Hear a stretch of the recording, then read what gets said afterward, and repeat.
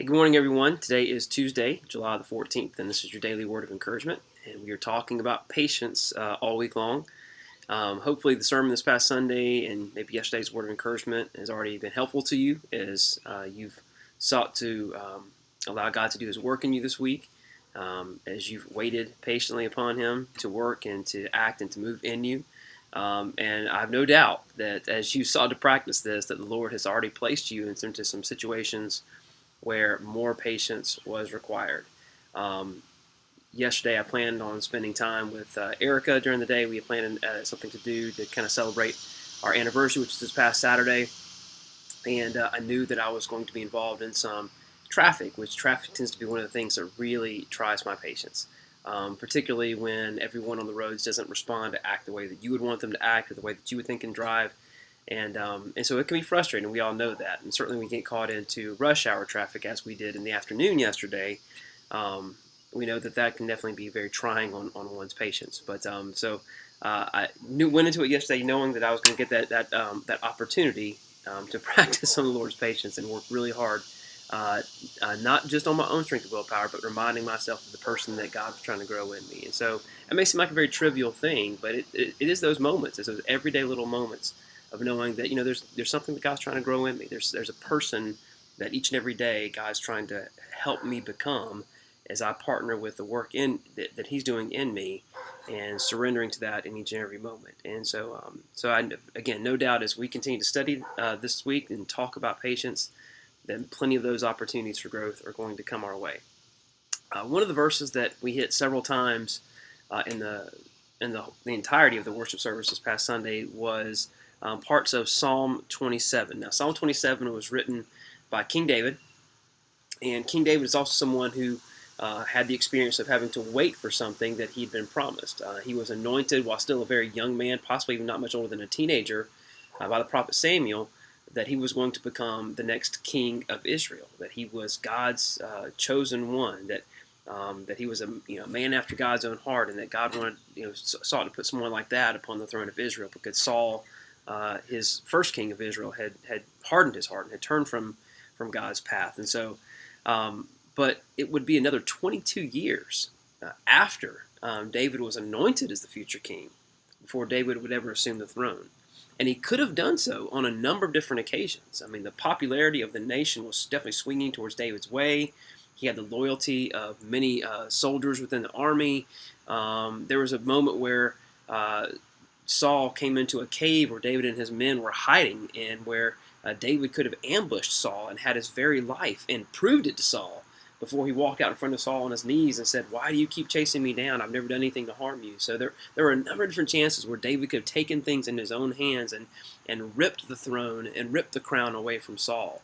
But he chose to wait, and he chose to be patient. And even when Saul falsely accused him or made murderous threats against him or even tried to kill David, David resisted the temptation to want to exact revenge or to want to take that power for himself before God's timing was perfect.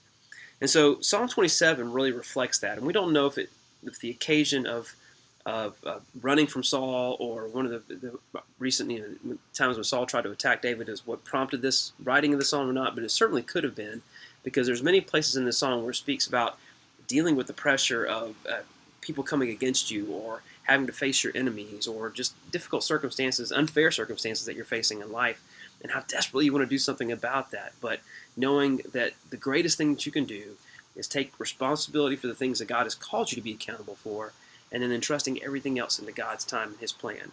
And so I just want to read a few verses to you from Psalm 27 with that context in mind, and then let's try to place that and apply that to things that we face on a daily basis. The Lord is my light and my salvation. Whom shall I fear? The Lord is the stronghold of my life. Of whom shall I be afraid? When the wicked advance against me to devour me, it's my enemies and my foes who will stumble and fall. Though an army besiege me, my heart will not fear. Though war break out against me, even then I will be confident. So David realizes that no matter what challenges come his way, that God's protection will ultimately be there with him. Even if his very life was taken, he knows that his life, his soul, his eternity is bound in God. And here's proof of that and evidence of that, of how being in God's presence and knowing that can never be taken from him is enough to satisfy and bring that confidence to David. Here's what he says in verse 4. So one thing I do ask from the Lord, only this do I seek, that I might dwell in the house of the Lord all the days of my life, to gaze on the beauty of the Lord, and to seek him in his temple. For in the day of trouble he will keep me safe in his dwelling. He will hide me in the shelter of his sacred tent, and set me high upon a rock. So David knows no matter what troubles I may face in this world, there is a God ordained place of protection that will always surround me. Even if my physical body suffers, even if my very life is taken, there's a comfort and a hope and a peace that can never be touched when I continue to trust in God and God alone. So David resisted the temptation to want to take things before it was the right time, to want to try to move ahead of God's agenda before God's timing could come to fruition. David chose in that 22-year period to focus on becoming the person, the kind of king that God desired him to be. He became an effective leader of men. He became an effective soldier. He became an effective general of armies. And the trust that he began to build in the Lord in that relationship would develop him into the kind of king that God needed to serve upon the throne, the kind of king that all future kings ultimately would be compared to. So David chose to spend his time and effort and his energy focusing on the things that God had called him to be responsible for, and then waiting upon God for everything else. And so when we get back to those last two verses that we read on this past Sunday, with all that context in mind, I think it really hits home even deeper. I remain confident of this: I will see the goodness of the Lord in the land of the living. So again, David was not simply only putting his hope in the eternal rewards that come from following and trusting in God, but knowing that even in the midst of the life I'm living now, even in the midst of suffering, I will still see the blessing of God.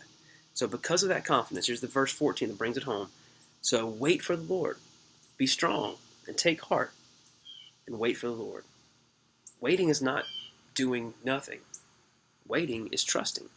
Waiting is recognizing there are things that God has called me to effect right here, right now, in this day.